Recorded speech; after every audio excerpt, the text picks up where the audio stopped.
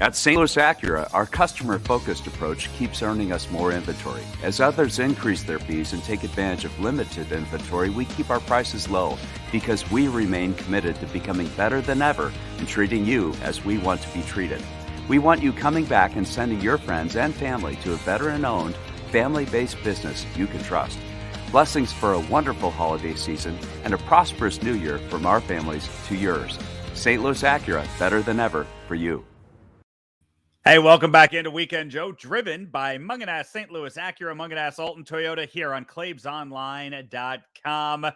Blues have an exciting weekend on hand if everything goes off as planned.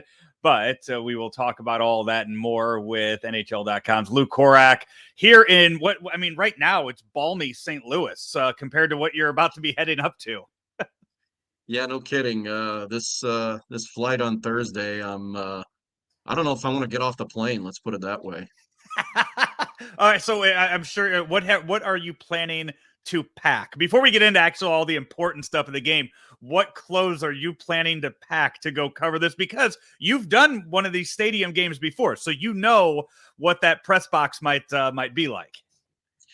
Well, luckily it was here. So that was 4 years ago when we did the Winter Classic here in St. Louis at Busch Stadium, and that's good, man. That's going to be considered balmy compared to what we're supposed to be faced with in Minnesota. And obviously, I'm no meteorologist, but when I'm seeing a high of -6 and a potential low of up to -15, I'm just thankful we're going to be inside. Yeah, I'm not too familiar with the history of these games and ones that have been canceled. What outdoor games has the NHL run recently that they've had to postpone due to weather? Nothing.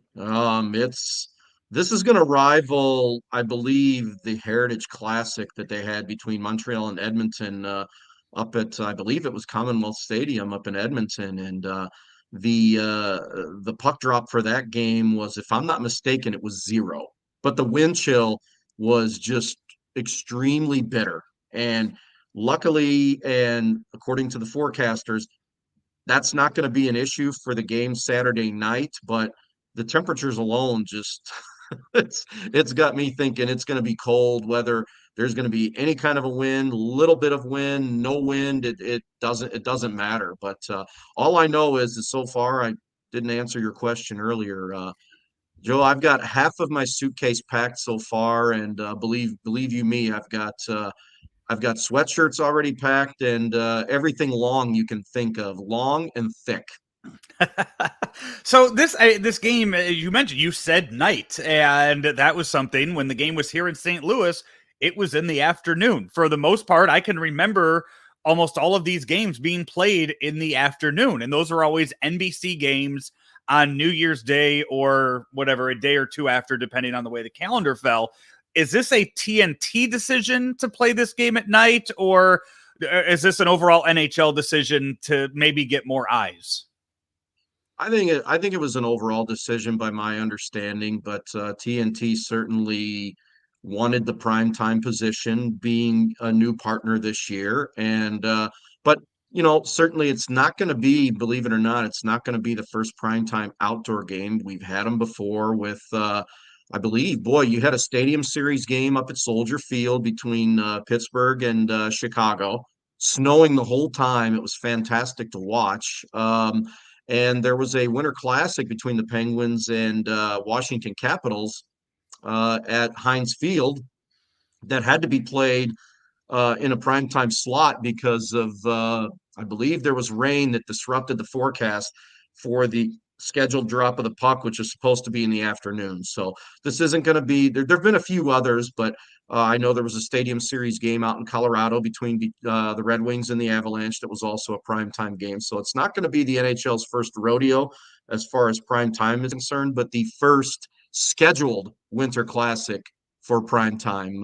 If you want to go by that, it is the first one that was planned this way. So is this going to be your second overall game cover or time covering an outdoor game, or have you done others or at least gone and watched others in the past? No, this is going to be the second one I will do and or be live at, obviously, with the first one being here at Busch Stadium in 2017 and now this one. you get to take in all the others on they're just as good. I mean, there's nothing like being there, obviously, but just to get to see it on TV, it's going to be a great experience for everybody. And I'm sure those that are going to be sitting at home behind their warm heaters and couches and whatnot, when they see what the temperatures are going to be like, they're going to be fortunate and grateful that they're going to be in the confines of four warm walls, being able to watch this game. There was a time a few months ago where I was looking, and I know up in Minneapolis, St. Paul, I think they have like a race, like a half marathon on New Year's Day. And I had thought about, maybe I'll sign up for that, and I'll go up there for the Winter Classic, and I'll go run that. And now I'm very, very happy with my choice to stay to stay home and not have to go up and experience any of that this weekend. So we'll circle back to the game at hand, but it's been, you have the past 3 seasons for you, nothing's been normal in the way that you've covered the team and just hockey in general as a whole. But right now we have seen the NHL cancel more games or postpone more games than any of the other major sports going on right now. Maybe college is nearing that, but the NHL just put their season on a pause for a little bit. They canceled the Olympics. As covering the Blues and seeing how hard they were hit with the newest COVID outbreak that there were these past few days, weeks, I guess, has this been good for the Blues?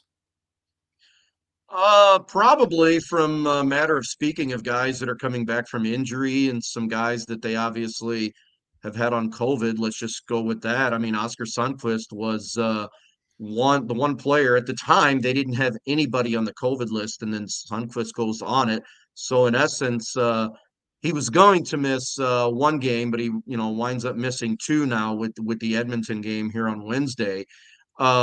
He's missing that one, but he has technically been cleared and ready to go. And I would assume he's going to be ready to go for the Winter Classic. But, they had 4 more guys put on the COVID list on the 26th. And actually, Barbashev, his date was backdated to the 23rd. So, but you got it, guys that have been injured, David Perron, Jordan Kyrou, Robert Thomas, Braden Shen, still nursing his upper body, Ville Husso, not quite ready to come back yet, but yeah, this has afforded these guys the time, and they got back Perron, Thomas, Kyrou for the Edmonton game, which is a good shot in the arm for these guys. They were going to basically be, or at least one of them, we know Robert Thomas said he was going to be a game time decision if the Blues were going to finish out their road trip that would have taken them through 3 Canadian cities. But now that they got this extra time off, all 3 of those guys were given the extra time to get themselves ready, and they certainly were ready for the game on Wednesday night, and were able to come back into the lineup, which is a good thing for the St. Louis Blues. So the cavalry is on its way. Let's put it that way. We just saw the NHL this afternoon adopt the new COVID protocols that we saw the NBA and also the NFL. They also have taken on as the new rules, the new standards of how to handle this. Were they last because of how tricky it is probably to deal with U.S. and Canadian rules with so many teams being up north? Yeah, that's pretty much it. I mean, once you cross the border, governments are differing with what they do and what they're allowing people to do. And, up in Canada, you're talking about provinces and whatnot. So, you've got teams in Canada scattered through British Columbia, we're talking Alberta, we're talking Ontario, we're talking Manitoba. So 4 different provinces there.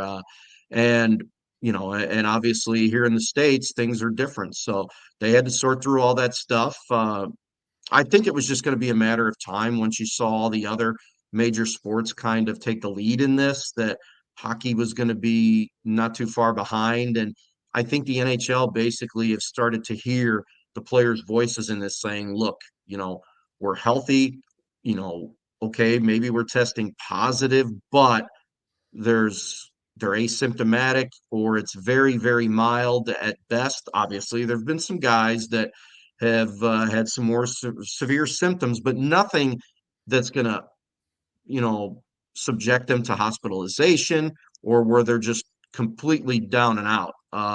We haven't seen any cases like that. So I think the NHL basically sees that there's some frustration with these guys, and the players just want to play. And I think that's what it's kind of boiled down to here. And it's really handcuffed teams. I know it handcuffed the Blues there for a while because they were hit pretty hard before some of these rules were implemented. And Joe, look how they had to navigate through some of this. I mean, they had to play 3 games with the skater short. You had to deal with salary cap issues while you couldn't call players up. Everything just kind of played into all this, and somehow they were able to plod through. And I know Doug Armstrong, last time we talked to him, he had mentioned, and rightfully so, he wished some of this stuff was implemented when they really needed it. Maybe they don't need it here as much, but it's good that they have this to fall back on now. And one of the things that has come out of this for the Blues in a good way has been the emergence of Charlie Lindgren. That we've seen him come on the scene, go 5-0 before the most recent pause, and now that we imagine that Jordan Binnington is going to be back and fully healthy, how have they discussed using the goalies? Well, I mean, as long as Ville Husso is out right now, and Craig Berube has said he's not quite ready, it pretty much makes it academic. I mean, Binnington's going to have to start getting some work in here now. He's only played 1 game in a month, and that's tough. So he's getting the start against Edmonton. He's going to get the game, barring anything happens in that game. He's going to get the Winter Classic, but Charlie Lindgren's going to be the backup for now until Ville Husso is ready to go.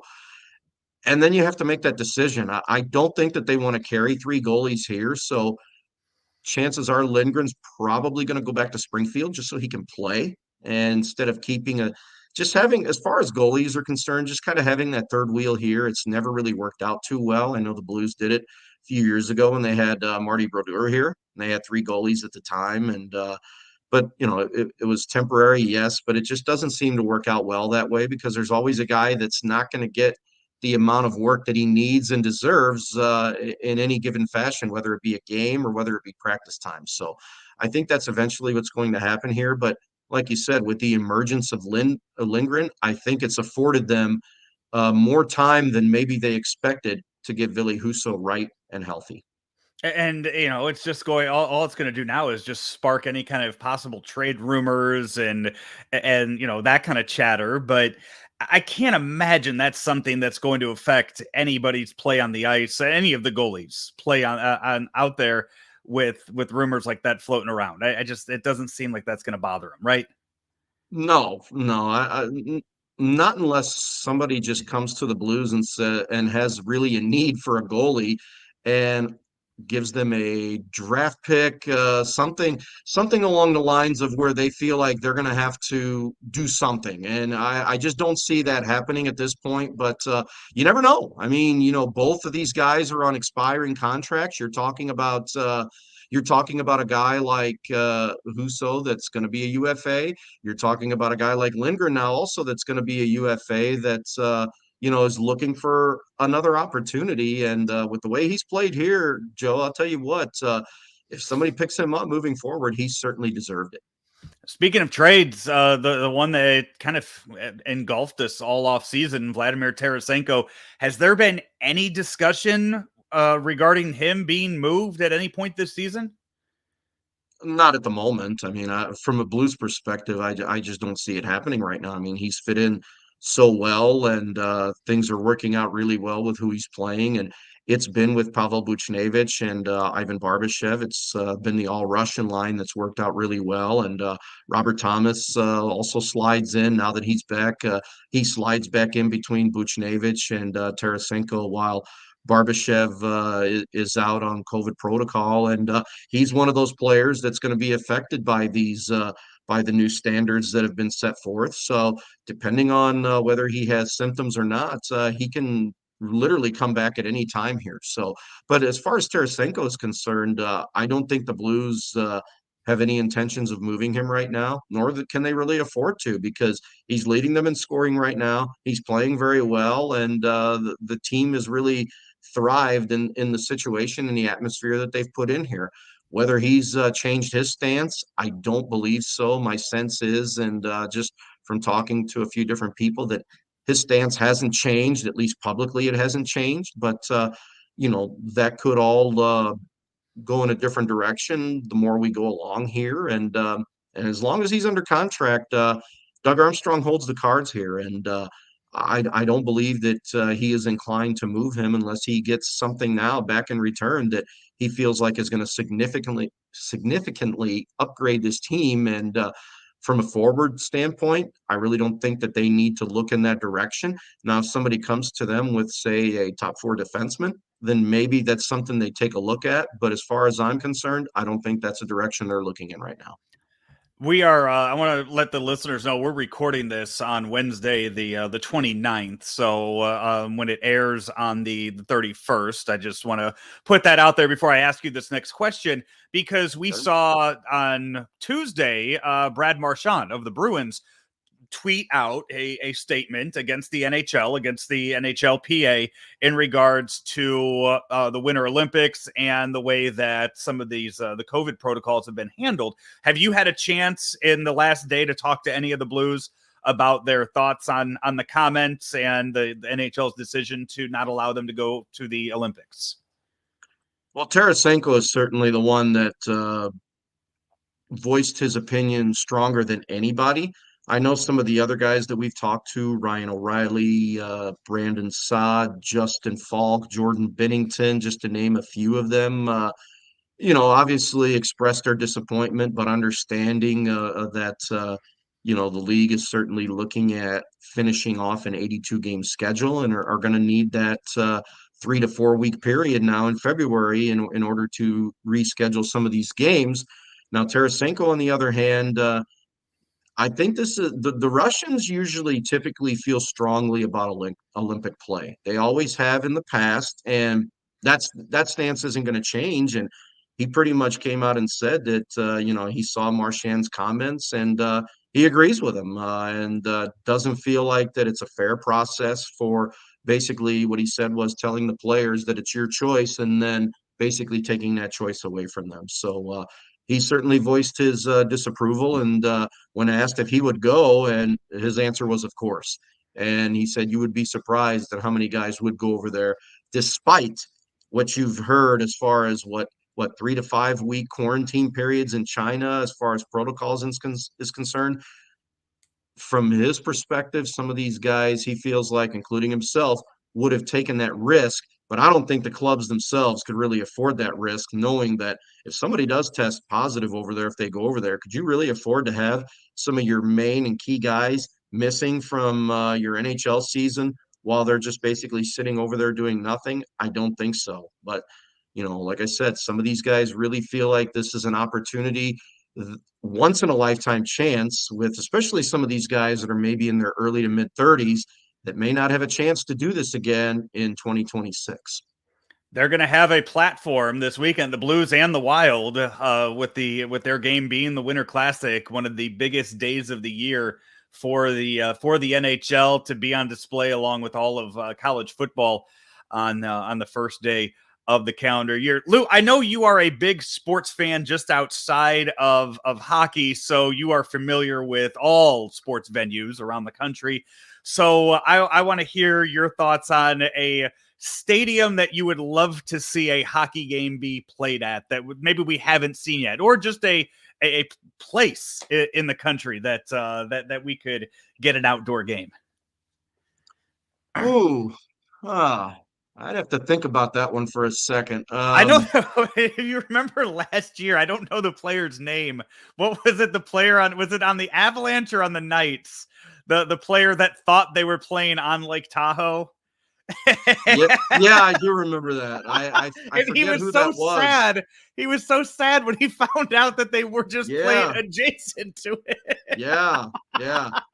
Well, speaking of that, I'm glad you brought that up. I mean, what an awesome setting that was. I mean, that's just like it was just so picturesque, and I can only imagine what that would have been like being there. Just seeing the views of it on TV was just exquisite. I mean, boy, you'd have to come up with something. Boy, if I could think of a stadium, I could probably come up with. But as far as a monumental area is concerned, I'd have to really think about that one. If I go with like, just say if I think of a college venue, just from we've already seen one at Michigan Stadium, which holds what, well over 100,000 people there. What about the Horseshoe, at Ohio Mm. State? Boy, that would be a heck of a spectacle there. I mean, they fit well over 100,000 people there, and you could probably get the weather that's conducive for it at this time of year for that. So I think I could go for something definitely like the Horseshoe. I am going to just absolutely butcher this name, but it was from the Avalanche. It was Pierre Eduardo Bellemare. Pierre-Edouard Bellemare. Yeah, he's with Yeah, the Tampa Bay Lightning now, actually. yeah, yeah. He Yeah, thought that I they were remember that. playing on the Yeah. lake, and it was Andre Burakovsky that had to break it to him in the middle of a press Yeah. conference. Yeah. I remember that. That was fantastic. That was great fodder. Just absolutely fantastic. Yeah. But I mean, you know what? You could kind of understand it. I mean, they're literally Right. they're literally right there on the Tahoe Resort. So Have you been to Target Field yet? I have not. So I'm looking forward to that. I know It's Justin Falk. beautiful. Yeah, Justin Falk told us the other day that with him being a guy from South St. Paul, so basically this is going to be like going home for him. He mentioned to us that he goes to baseball games quite a bit and goes and sees the Twins often. So yeah, I'm kind of looking forward to it. Yeah, I was there. I was out there in September and went and saw a game there. And Hmm. out behind right field, there's a pretty big open area, kind of like what you would see like in the Budweiser Terrace, I guess, up top at Busch Stadium, kind of a fake Hmm. grass turf area where you Yeah. can kind of sit, watch the game, eat, and kind of play around or whatever. It's a really cool open stadium that you can see the field from anywhere you're walking around. I don't know how that's going to translate to a hockey Yeah. game, but I don't know for who's going to want to baseball, do it that was, on yeah. Saturday. If you do, good luck. I think we're going to get, Bennington's going to have to put like a winter hat over his mask like Jose Teodor did Yeah. so many years. I remember that when he put the stocking cap over the helmet. I think Bennington's Yeah. going to have to do that and also have something. God, the way the players are going to have to suit up for something that cold. Canadians are not. When you're talking minus 15, that's something that nobody really should have experienced in their life. No. Well, and fortunately for the Blues, they get a 6 p.m. practice on Friday, so it's literally right at puck drop 24 hours later, and they're gonna be able to simulate to a certain degree what it's gonna be like, just to kind of get acclimated with the conditions, the sight lines, all that stuff. And like Bennington said, rightfully so, he really doesn't know what to expect until he gets on the ice and just kind of gets a feel for it himself. So I think that might help them out in this regard a little bit. The Wild get the ice at 4 o'clock. The Blues will have it at 6. And Lou, I don't think we'll probably talk again before you make your first trip up to Seattle at the end of January. I got to imagine you're looking forward to that. Yeah, I am actually. I have a cousin that lives up there, so hopefully I'll be able to get to see her. And yeah, I'm kind of looking forward to seeing what is it, Climate Pledge Arena, and all the upgrades they've done there. And supposedly it's been souped up pretty good. So yeah, that would be another arena to knock off the bucket list, and certainly looking forward to it. Awesome, Lou. Hey, stay warm this weekend, and we will follow all of your coverage. Hopefully, the game goes on. As we said, we're recording this on Wednesday. The game is on Saturday, so fingers crossed that everything is able to go off without a hitch this weekend. Thank you so much, Lou.